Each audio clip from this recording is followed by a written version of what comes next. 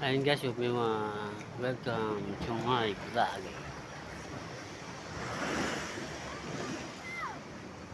Dyan yung lakad namin dito ay masyadong challenging.